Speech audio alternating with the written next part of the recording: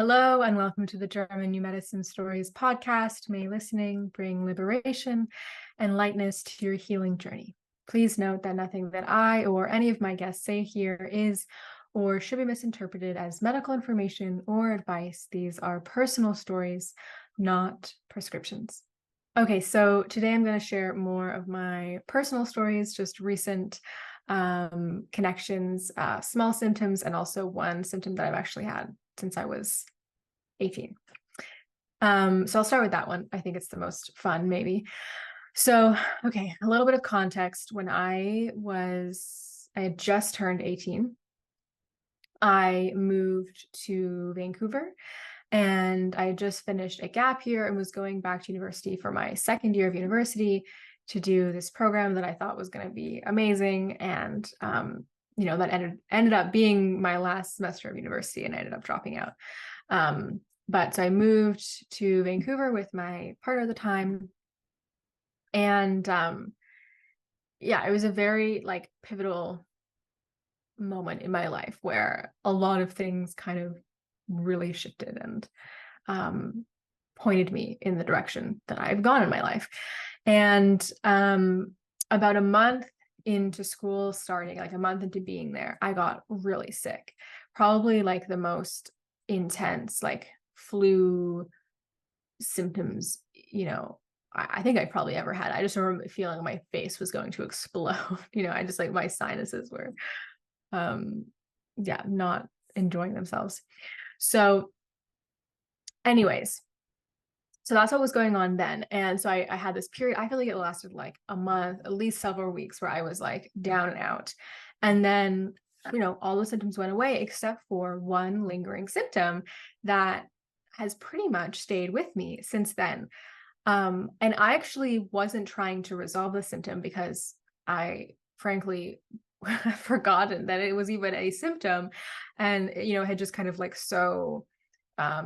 just melted into my day. Like it was so inconsequential that, I just didn't even see it as like a thing that could be there or not be there. It was just like, oh, this is just a part of how my body works. But it started, it started when I, quote unquote, got sick right after I went back to university. And then it never left after that. And so the symptom was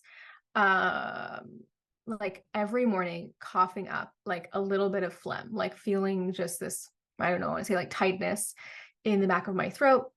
I would cough up this most often, sometimes not, I would just have that tight feelings, but I would say most days, and there's probably periods where that wasn't the case, but most often wake up, cough, go about my day.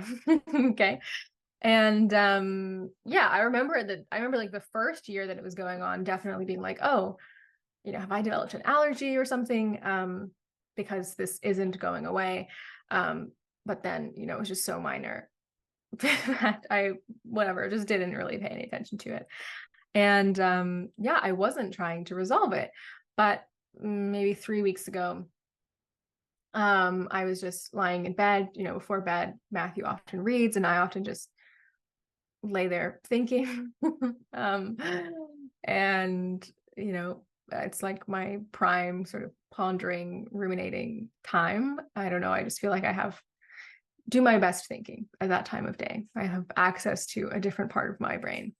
And anyway, so I was laying there thinking about German medicine, as I often am, and I was thinking about morsel conflicts and just the whole idea of a morsel and like how to most clearly articulate that to people, and how I feel that idea in my own body and in my own kind of life experience, and was just kind of ruminating broadly on this topic of a morsel conflict, and feeling into that sensation of like not being able to swallow something, wanting something, but not being able to get it.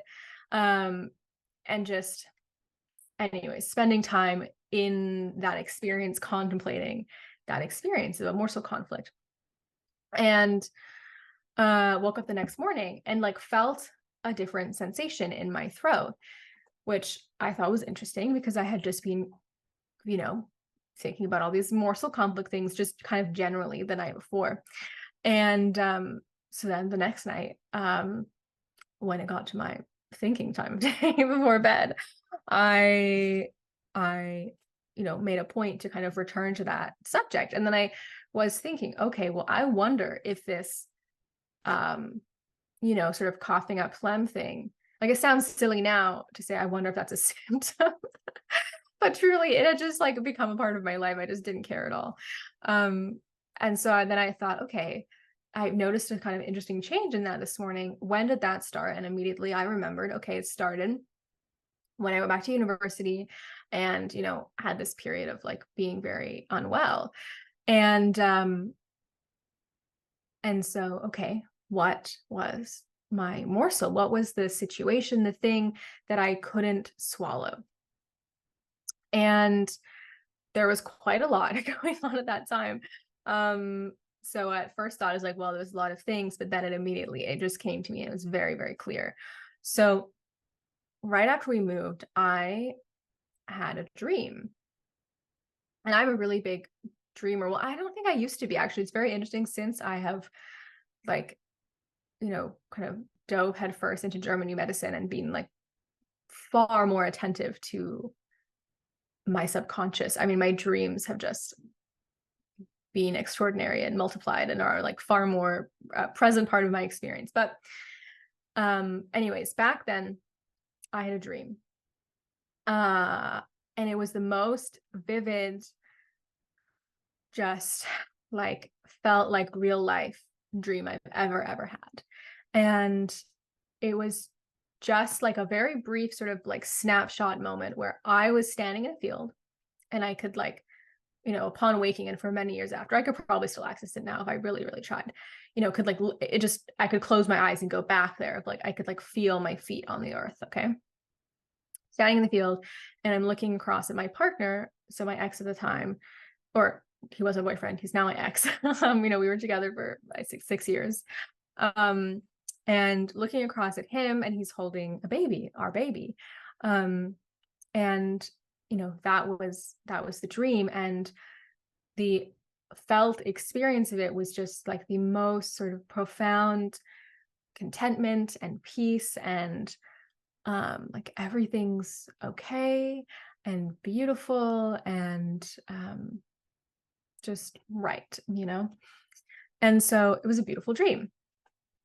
And now I didn't have any of this association at the time, but like now, I relate to that as like a really beautiful spirit baby communication experience. And I had absolutely none of, I mean, I didn't even want to be a mother really prior to that. It was not at all in my consciousness, but then I had this dream, and it was, when I woke up, it was like I had connected to a sensation that I didn't even know was possible, like that level of just, yeah, like safety and contentment and security, and to my own desire to become a mother. And as a kind of quick side note, at that point in time, I was really quite deep into radical environmentalism and reading a lot and studying a lot, kind of like global ecosystem collapse, and had a very dire perspective of the world and where we are headed. And just basically, and I mean, and that indoctrination goes back even younger for me. Like I did my grade 5 science fair project on climate change, and I had these little like paper mache globes, like one was our globe now, and then one was the globe in 2030, and all of this, the sea level rise. And anyways, but at that particular moment in time, I was like very deep into this kind of like existential terror about like, this ecosystem collapse. And so when I woke up from this dream, which was like so beautiful and felt like so profoundly real, like I had actually experienced that, there was this moment of of shock where I then met my current belief system and my current reality, which was like, that is not possible for you. Like, you have been born in a time where you can never have that. You will never have that. You will never probably have a baby. And if you have a baby, like, you can never give them that experience of like safety and health and clean air and peace and like trust for, I don't know, life going forward, because, well, basically the world is ending, and there's going to be no water and no food and no clean air, and just met with like the absolute devastation of that, and sort of injustice, and yeah, I couldn't swallow it. And so, I like this story a lot. I mean, it's obviously, it's a very kind of like personally meaningful story to me, because interestingly, so I had that dream, and then I think within the next 2-week period had all the serendipitous things happen. I discovered radical feminism, I discovered free birth, and also regenerative agriculture, like all separately, which all then basically, sort of became the focus of my life for like the next 5 years, and really set me, I don't know, on the path to where I am today. And so, yeah, that dream has like continued, to be sort of a pivotal moment in my life. But it's also very interesting, right? Because nothing happened. Like, there's nothing you could record with a video camera. Like, that was an entirely personal, entirely subjective, imagined experience, right? Like, I had this dream that occurred only inside of my head. And then that dream was like, then reality really confronted, or like, not reality as it actually is, right? But reality as I understood it in my belief system at that point in time. Like, there was a major clash between those two, and I had a conflict shock. I mean, I was like grief stricken. It's very, I don't know if it sounds very odd as I explain it, but like, I was for weeks after that, like crying. Like, I was so upset, because it was just this sensation of like the things that I most want in life, like my deepest desires, I can never have. That's how I felt, and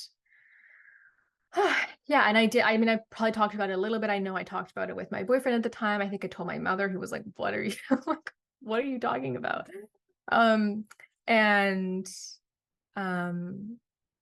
it's interesting now to think back, well, how come like a month after that I went into this massive resolution around it? And I think I know why. I think it's because I met a midwife, an in the system midwife, and then just like bizarrely, because I never had even listened to a podcast before in my life, like just went home, looked on my phone on podcasts, and like put in birth, and came up with the Indie Birth podcast, and discovered the whole world of free birth. And this was the first time I had ever heard anyone talking about birth and motherhood in this way, like full of possibility and joy and wholesomeness, and like oriented in biological like physiology. And so I think that kind of total devastation, like there was this real birth of like hope, and like, oh my God, I could just have my baby at home, and I could just like, and I found regenerative livestock farming too. Like, okay, we could just like have a cabin in the woods and like have a beautiful family and live this really sweet life. And yeah, it was just like I had discovered these ideas that were so uplifting to me and so healing, and offered just this whole other perspective, this whole other possibility, that I think that's why I went into resolution. But the thread that has stayed, the track that has remained chronic, I'm pretty sure that I have stepped on almost every day, is this like subtle sensation, this subtle feeling of the things I most want, I cannot have because the world is the way it is, you know, like the apocalypse, whatever. Um, and yeah, so anyways, all of this just like came to me as I was there contemplating my morsel conflict. And it also really occurred to me like that conflict is over. It is so totally over for me on many levels. So about maybe 5 years after I had that dream, and this like spirit baby that I believe to be a girl, like there continued to be like a real relationship for many years. And then had this very interesting experience of 5 years later being in Quebec on a farm that my now ex, but then boyfriend, you know, was working on, and I was living there for the summer too. And on like some of the first ATV rides around the farm, you know, it was very big. And just like this crazy deja vu. And I realized, oh my God, this is where like this is the place where the dream happened. Like this landscape, which is, you know, very different, you know, Quebec, very different to BC. Like this landscape is where I had that dream. And we were staying there to basically test it out to see if we wanted to move there and join a sort of cooperative farm. Turned out very much didn't want to. And so it was like this very interesting moment because I was also, you know, deciding, do I stay in this relationship or do I leave? And I chose to leave. And it really felt like this kind of full circle, like ribbon tied, you know, that was the last summer that I was farming. And I then started really doing birth work at that point in time and was also like just everything, all the seeds that got planted right after that initial dream had really kind of like come to fruition or were like closing at that moment in time. And so it just felt like there was this completion with that man, you know, with my ex and with this baby. And yeah, like that chapter closed. So there's like that piece, like that closed. But also what occurred to me in the night 3 weeks ago, and I was thinking about all of this, is like my belief system, the belief system that made that conflict possible, right? That made it so I could have that dream and then experience this kind of like agony over it feeling just completely like ripped away from me, you know, that was over. I don't believe that anymore. Like I have a very different belief system about the world, and have even actually experienced so many of those sensations that I had in that dream since then. And I, you know, totally believe that I will, you know, have a child and experience the beauty of that. And you know, have a different understanding and vision for like what is currently happening and the future and all of this. And so that conflict is over for me. Like when I could bring it into conscious awareness. And now I've thought about that moment a lot and I've told it to a lot of people, but what I find is when I can like understand these past things within the biological context, like with understanding the 5 biological laws, understanding the special biological programs, something about the biological language just unlocks something. And there's a part of me that goes like, oh, you get it. Like you understand, you know, just gives language to the most kind of like primal part of me. And while I could also realize it's over, like, and I just felt such lightness and such peace and like, oh, in that moment. And I have not, I have not experienced the symptom since then. That was like 3 weeks ago. And also interestingly, like that feeling of, you know, your desires in life will kind of always like unjustly be withheld from you, you know, that feeling feels like it's just really dissipated. So yeah, hopefully, that story makes sense. So I was in a hanging healing, so I had the conflict shock, I had gone into resolution, but then I was kind of constantly, ripping the scab off of and continually coming into contact with that sensation. And so just low grade, running the special biological program for, that was when I was 18, now I'm 26, so almost 8 years. And now it's over and I wasn't even trying. And so, yeah, I think it's really sweet that, like, when you have this framework in place, I mean, I just experienced so much, like the answers come to you, the answers you didn't even know that to the questions you weren't even really trying to ask, but it's like you have the framework, you have all the tools. And so it really creates an environment that's conducive to things bubbling up, and that when they do bubble up, that you are aware of what is going on and, don't let things slip by. So, yeah, I love that story. It's very precious to me. And yeah, I think it just also really reveals, like, how deeply personal and subjective, all of our conflicts are. Okay, so I have 3 more. One, this is a fun one. This actually isn't my story, it's Matthew's, but I'm going to tell it. So the other night, I was cutting his hair. So he's cut off his dreads, he has short hair, and I've been, like, cutting, like, not all of his hair. Oh my God, it would look so bad if I did that. But I've just been, like, cutting around his ears for him so that it doesn't, like, so that it can grow out without it looking, like, hilariously long over his ears. So I've maybe cut it like 3 times or something. But this week I was cutting his hair and I noticed that his right ear, he had like a scab on, like, right on the top of his ear here. And it was also kind of like eczema, kind of rashy there. And if you've listened to his previous episode we did together, we talked about the eczema that he'd had behind his ear since he was 3 years old that had totally gone away. And this was different. It was a different place because that eczema was kind of back here and this was, like, right on top of his ear. And anyways, I was like, oh, that's interesting. Like, what is that? He said, yeah, like, I mean, the scab was because he'd been picking at it, being itchy.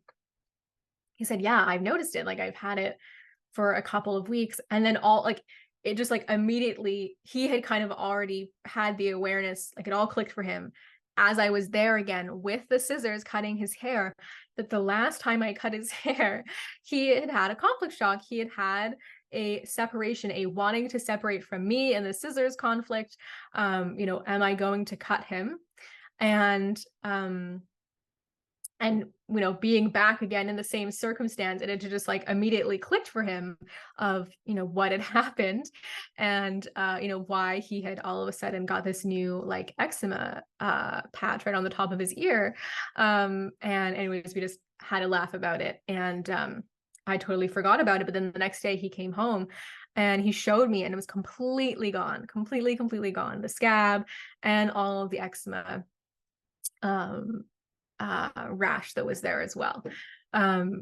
So yeah, just another, like, simple, fun story of a separation conflict. I know he's very, very prone to separation conflicts, right? As you know, if you've listened to any of his stories. Okay, and then another one, very simple, but I just, like, cannot get enough of these simple like, day-to-day stories, because most of the symptoms we experience in our life are these little things that are kind of inconsequential. And for me, each tiny symptom is just, like, such an opportunity to learn and to practice and to have just an embodied, understanding of the 5 biological laws and this, like, beautiful map that Dr. Hammer has gifted us. So a couple of weeks ago, I was in Vancouver at my mother-in-law's, and asleep in the middle of the night, and the fire alarm went off in the night. And it didn't, like, fully go off, it just made one really loud beep. And woke us all up. And I stayed in bed, and Matthew went out to check what was going on. And I think what had happened was that the battery was just low, so it kind of beeps when the battery's low. So there was no problem. So, Matthew just came back to bed And then, told me what had happened and all was well. And we tried to go back to sleep. And like, almost right away as we try and go back to sleep, my nose like completely blocks up and I can like barely breathe out of my nose.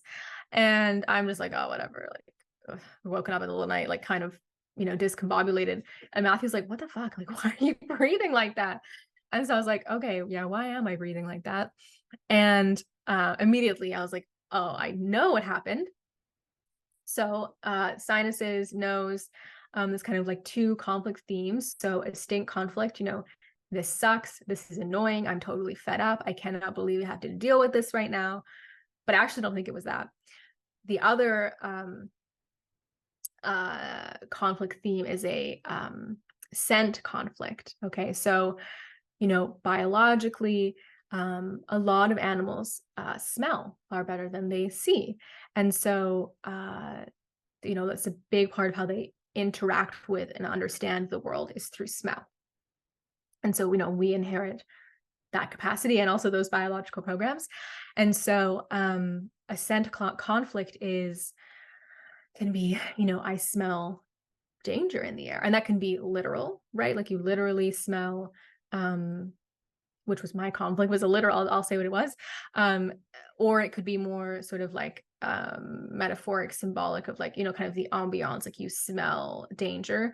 Also, for like a small child, it could be, like I can't find the smell of my mother. Okay. But for me, it was the scent conflict of when the alarm went off, like one of my first thoughts was,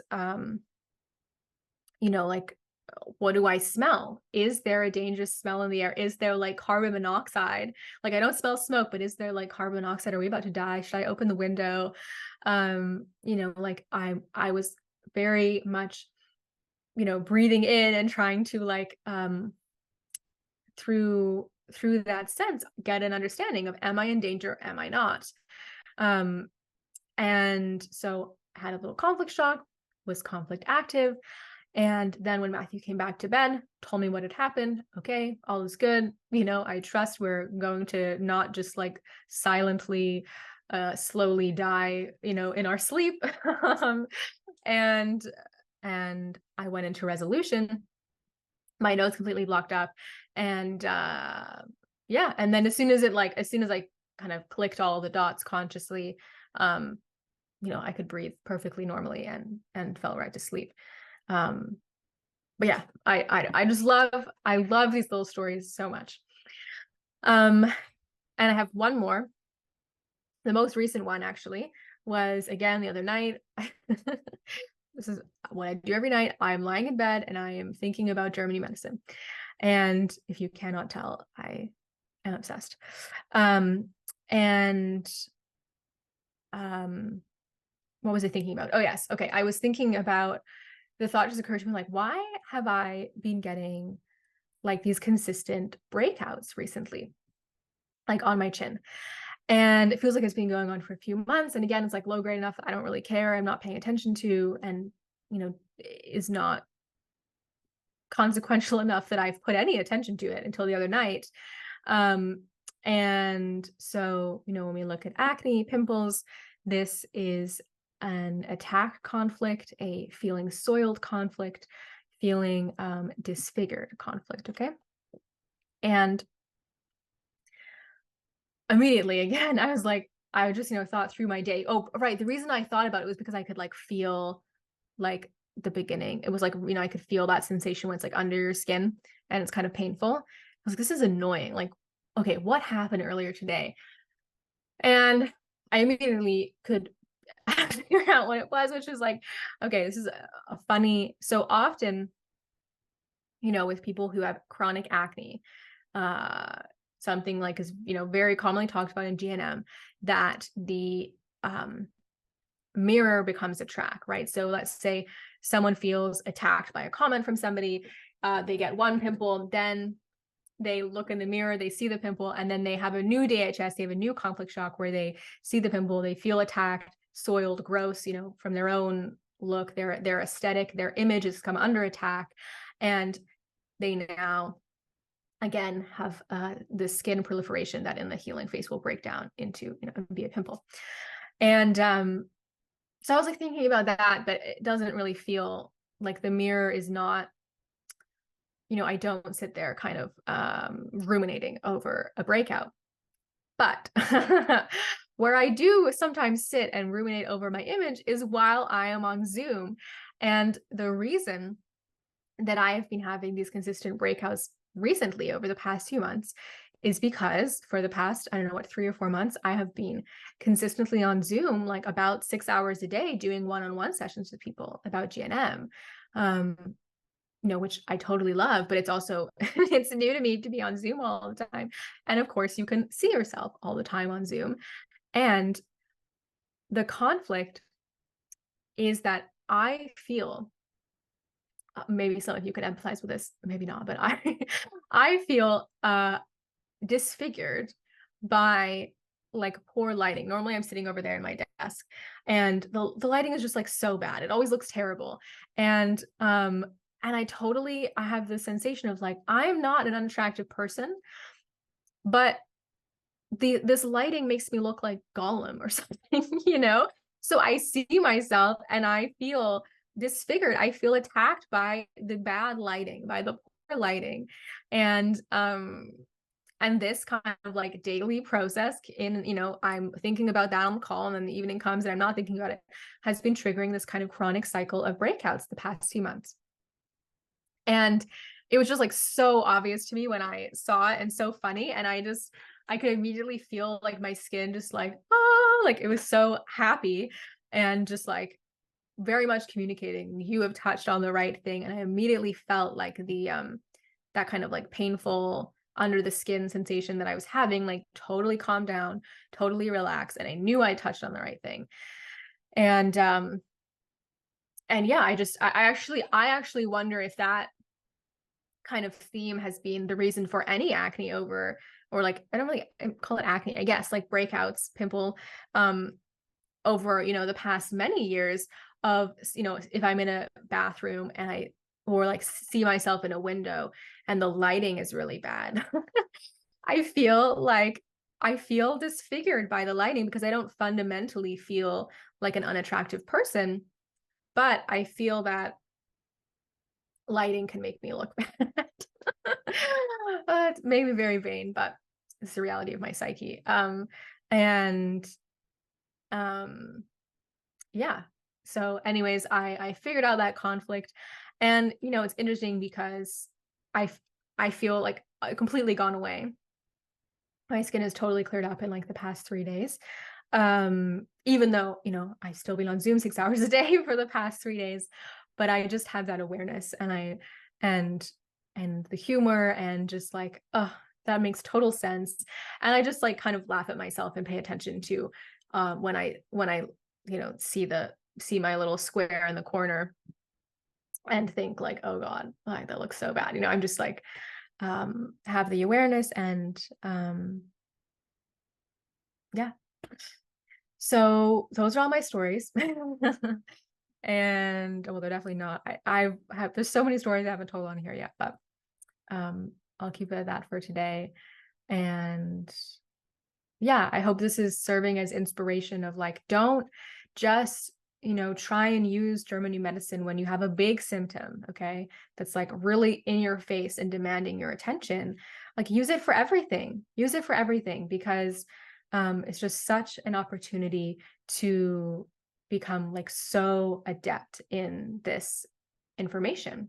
And this is what I like wish for everybody. And this is what my hope is with this podcast, that everyone can, who wants to, can have this kind of like practical, daily, just totally integrated application of the 5 biological laws, where it's not just a cool idea. It's not just a thing you go to in like emergency, I have cancer, it's something that's just like part of your life. It's how you see the world. It's how you relate to your body. It's the language that you have in your family, in your friend groups. And it's just so freeing. It is so fun. And yeah, I'm just so jazzed. And as you can tell. So yeah, thank you for listening. And as always, reach out if you have any resolution stories yourself, and sign up for my free Substack, my free email list if you haven't already, and I will send you the YouTube video. It's a free 2.5-hour introduction to German new medicine, introduction to the 5 biological laws in a way that is just simple, coherent, and also kind of comprehensive, like a little starter pack to get you going. It took me a long time to make sense of all that information. And so I'm trying to articulate it in a simple way, fast track kind of your experience with implementing this understanding in your life. So yeah, thank you for listening. Thank you for watching. And the link for that will be in the show notes of the podcast or YouTube, whatever you're watching or listening.